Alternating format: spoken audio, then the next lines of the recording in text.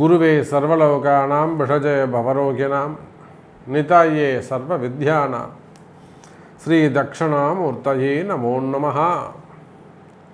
எல்லாம் வல்ல பரமகுரு பரமானந்த குரு பரமேஷ்டி குரு குருவை வணங்கி என்னுடைய உபாசனை தேவதை ஸ்ரீ ஸ்ரீ அன்னை வாராகி அம்பாளுடைய மலர்டிகளையும் பணிந்து உலகம் முழுவதும் வாழக்கூடிய ஸ்ரீ குபேரன் டிவி நேயர்கள் அனைவருக்கும் உங்கள் தாம்பரம் ஸ்ரீ வாராகி ஈசானேசன் சுவாமிகளுடைய நல்லாசிகள், வாழ்த்துக்கள். ஜெய் வாராகி, ஜெய் ஜெய் வாராகி. அன்பு நேயர்களே, நாம் இப்பொழுது காண இருக்கின்ற தலைப்பு சனி பகவானுடைய வக்ரம். சனி பகவானுடைய வக்ரம். வக்ரம்னா நம்ம முதல்ல என்னென்னு தெரிஞ்சுக்கணும். முக்கியமான வருட கிரகங்களாக இருக்கக்கூடிய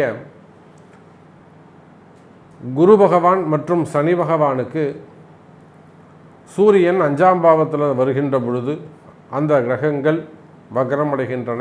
அதே சூரியன் அந்த கிரகத்தை தாண்டி 8ஆம் பாவத்துக்கு 7ஆம் பாவத்தை கிராஸ் பண்ணும்போது வக்ர நிவர்த்தி அடைகின்றன. அப்போது ஒவ்வொரு வருடமும் இந்த வருட கிரகங்கள் வக்ரகதி அடைகின்றன. வக்ரம்னா என்ன அப்படின்னு சொன்னாக்கா பின்னோக்கிய பார்வை அப்படின்னு சொல்லலாம், தாமதமான செயல்பாடுகள்னு சொல்லலாம். ஒரு ஜாதகத்தில் ஒரு கிரகம் வக்ரமாகி இருந்தால் அந்த கிரகத்தினுடைய செயல்பாடுகள் பாதிக்கும், அல்லது வக்ரம் அடைந்த கிரகத்தின் பாவங்கள் பாதிக்கப்படும்.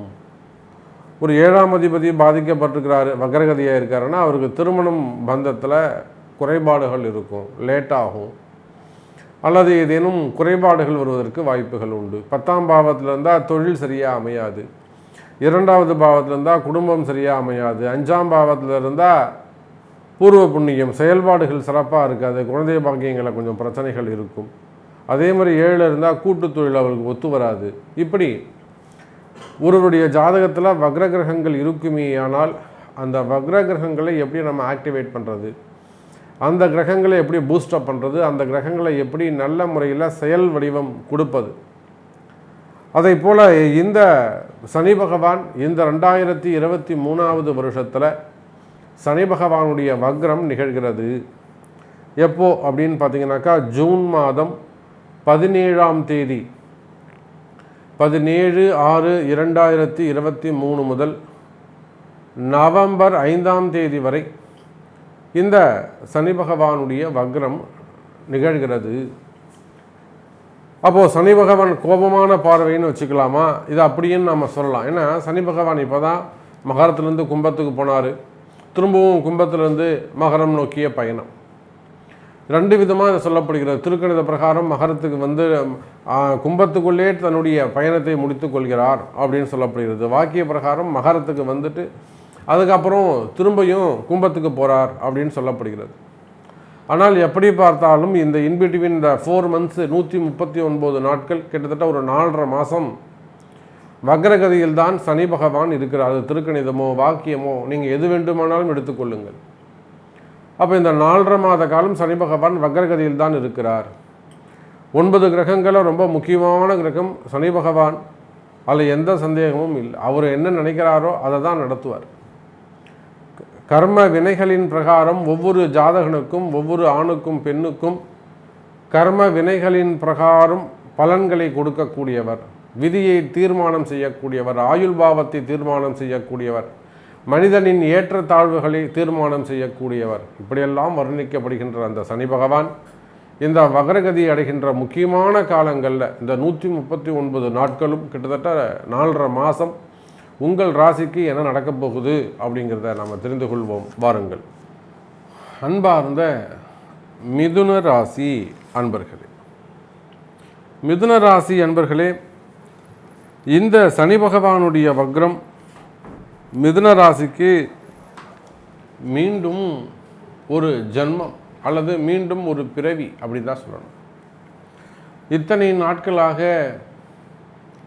மிதுன ராசி என்பவர்கள் அந்த அஷ்டம சனியிலேருந்து கொஞ்சம் விடுபட்டு ஓரளவுக்கு நல்ல முறையில் கேந்திரத்தில் குரு இருந்தார், அவரும் இப்போ லாபஸ்தானத்துக்கு வந்திருக்கிறார். 10ல் குரு இருந்தால் அவங்களுக்கும் நிறைய மிதுன ராசி என்பர்களுக்கு தொழிலில் மாற்றங்கள் ஏற்பட்டிருக்கும்.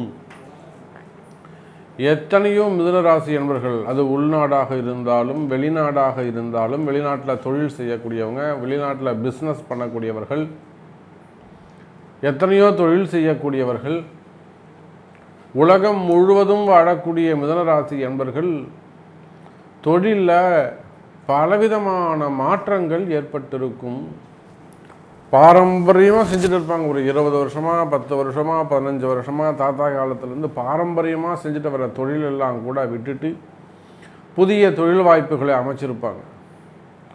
அல்லது சொந்த முயற்சியில் புதுசாக தொழில் ஆரம்பிச்சிருப்பாங்க, வேலையை விட்டுட்டு தொழில் ஆரம்பிச்சிருப்பாங்க. உத்தியோக மாற்றம், வேலை மாற்றங்கள், இடமாற்றங்கள், தொழில் மாற்றங்கள், ஊர் மாற்றங்கள், இப்படி நிறைய மாற்றங்கள், இடமாற்றங்கள் எல்லாம் நம்முடைய மிதுன ராசி அன்பர்களுக்கு ஏற்பட்டிருக்கும். இப்போ இந்த சனி பகவானுடைய வக்ர காலத்திலே மிதுன ராசி அன்பர்களே, நீங்கள் உலகத்தில் எந்த மூலையில் இருந்தாலும் சரிதான், நீங்கள் உத்தியோகம் செய்யக்கூடியவராக, வேலைக்கு செல்பவராக இருந்தாலும் சரிதான், அல்லது தொழில் அமைப்புகள் செய்பவராக இருந்தாலும் சரிதான், ஒரு முதலாளியாக இருந்தாலும் சரிதான், சற்று கவனம் தேவை. எதையும் சிந்தித்து செயல்பட வேண்டும். எதையும் ஒரு முறை ஆலோசனை பெற்று அதன் பிறகு செய்வது சிறப்பை தரக்கூடியதாக இருக்கும். மிதுன ராசி அன்பர்களே, நீங்கள் எந்த தொழில் செய்பவராக இருந்தாலும், ஒரு ஆஃபீஸ் வச்சு நடத்தக்கூடியவங்களாக இருக்கலாம், ஒரு கடைகள் வச்சு நடத்தக்கூடியவங்களாக இருக்கலாம், ஒரு வெளிநாடுகளில் ஒரு பெரிய பிஸ்னஸ் பண்ணக்கூடியவங்களாக இருக்கலாம், அல்லது ஒரு showrooms, super markets, textile business, அல்லது ஒரு கோல்டு பிஸ்னஸ், விவசாயம் சம்மந்தப்பட்டது, பண்ணைகள், கால்நடை பண்ணைகள்லாம் வச்சு நடத்தக்கூடியங்க, கோழி பண்ணைகள், முட்டை பண்ணைங்க, தீவனங்கள் சம்மந்தப்பட்டது, அதே போல் cotton mill, rice mill, oil mills, அதே போல் school sector, education sectors, hospitals, doctors, இன்னும் சொல்ல வேண்டும் என்று சொன்னால் ப்ரொஃபஸர்ஸ், அதே போல் பெரிய பெரிய காலேஜஸ் வச்சு நடத்தக்கூடியவர்கள், மீடியா துறையில் ஒர்க் பண்ணக்கூடிய நியூஸ் சேனலாக இருக்கலாம், சேட்டலைட் சேனலாக இருக்கலாம், என்டர்டைன்மெண்ட்டாக இருக்கலாம், மீடியா துறையில் நியூஸ் பேப்பராக இருக்கலாம். ஸோ மீடியா துறையில் இருக்கக்கூடியவர்கள், அதே போல் சினிமா துறையில் ஒர்க் பண்ணக்கூடியவர்கள், நகைச்சுவை நடிகர்கள், துணை நடிகர்களில் இருந்து writers, directors, financier, producers, actors, திரைக்கு பின்னால் ஒர்க் பண்ணக்கூடியவர்கள், இப்படி எந்த தொழில், எந்த ஸ்டேஜில் நீங்கள் இருந்தாலும் மிதுன ராசி அன்பர்களே, நடைபெறக்கூடிய இந்த சனி பகவானுடைய வக்ரம் உங்களுக்கு பல வகையில் நன்மைகளை, ஒரு வளர்ச்சியை தரப்போகிறது. ஒரு புதிய வாழ்க்கை, ஒரு புதிய பரிமாணம், ஒரு புதிய தேடல்களுக்கான வெற்றி, இவையெல்லாம் உங்களுக்காக சிறந்த எதிர்காலம் காத்திருக்கிறது எனதருமை மிதுன ராசி அன்பர்களே. அதுக்கு தான் நான் சொன்னேன், புது பிறவி எடுக்க போகும் மிதுன ராசி அன்பர்களே, புதிய வாழ்க்கை உங்களுக்காக காத்திருக்கிறது.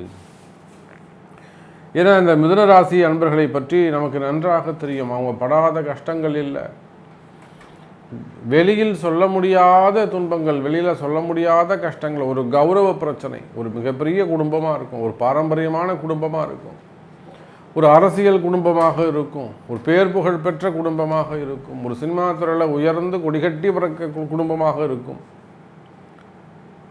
பக்தி சார்ந்த உயர்ந்த ஸ்தானத்தில் இருப்பாங்க. மடாதிபதிகள், எத்தனையோ மடாதிபதிகள், ஆதீன கர்த்தாக்கள் நம்மளால் சொல்ல முடியும், நம்முடைய கிளைண்ட்ஸ், குருமார்கள், ஆதீன மடாதிபதிகள் கூட இந்த மிதுன ராசி அன்பர்கள் பலவிதமான மனக்குழப்பம், மனசில் இருக்கக்கூடிய பயம், இவையெல்லாம், இந்த கஷ்டங்கள் எல்லாம் விலகக்கூடிய ஒரு அற்புதமான காலங்களாக அமைகிறது மிதுன ராசி அன்பர்களே.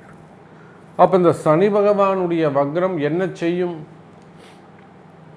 8ஆம் பாவத்தை நோக்கிய பயணம், அவ்வளோதான். அப்போது 8 என்பது திடீர் அதிர்ஷ்டத்தை கொடுக்கக்கூடியது, திடீர் மாற்றங்களை தரவல்லது. என் பையன் வெளிநாடு தேடிட்டே இருக்கா சாமி, கிடைக்கவே இல்லை, இப்போ வெளிநாட்டுக்கான வாய்ப்புகள் கிடைச்சிரும். அல்லது ஒரு பெரிய கஷ்டம் சாமி, ஒரு திடீர்னு ஒருத்தருக்கு ஒரு அதிர்ஷ்டம் ஏற்படும், அதனால் அவங்க கஷ்டமெல்லாம் விலகிடும். ராகு ஒரு அதிர்ஷ்டத்தை கொடுப்பாரு, சனி பகவான் ஒரு அதிர்ஷ்டத்தை கொடுப்பாரு, திடீர் அதிர்ஷ்டங்கள் ஏற்படும். 8ஆம் பாவம் இல்லையா? அதே போல் பண கஷ்டங்கள் விலகும்.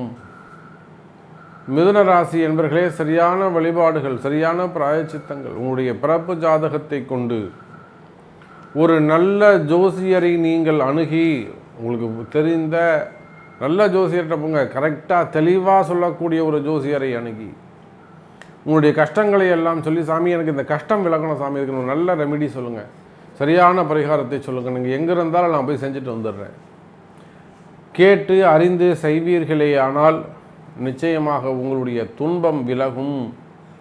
மிதுன ராசி அன்பர்களே, அதே போல் பொதுவாகவே மிதுன ராசி என்பர்களுக்கு தொழில் போட்டிகள், தொழில் எதிரிகள், பண நெருக்கடிகள், கடன் சுமைகள், கடன் பிரச்சனைகள், வம்பு வழக்குகள், சொத்து சம்பந்தப்பட்ட பிரச்சனைகள், குடும்ப பிரச்சனைகள், வம்பு வழக்கு, அது சார்ந்த வம்பு வழக்கு, கணவன் மனைவியிடையே வரக்கூடிய பிரச்சனைகள், இன்னும் சொல்லப்போனால் கௌரவ பிரச்சனைகள்.